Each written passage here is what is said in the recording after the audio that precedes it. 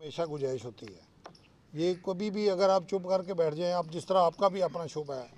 यहाँ पे आप हर वक्त जो है वो जुस्तजू में, तगोदो में, मेहनत में लगे रहते हैं। इसी तरह जेल का भी निज़ाम ऐसा है, इसमें हर वक्त किसी ना किसी जगह पे कोई ना कोई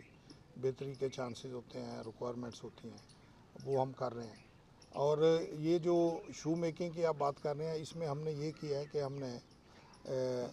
कैदियों की जो बेनिफिट है फाइनेंशियल, उसको पहले सोचा है, काम बाद में शुरू किया। हमने एग्रीमेंट किया है शू मेकर एसोसिएशन से कि ये मतलब है कि इनको जो बाहर की जिस तरह लेबर है, जो लोग काम करते हैं, ये मटेरियल ये अपना लेके आएंगे, मशीनरी अपनी लेके आएंगे, जो बिजली यहाँ पे इस्तेमाल करेंगे जेल की उसका बिल अलहदा देंगे, सारे अखराजात ये पूरे करेंगे, और जो लेबर हम इनको देंगे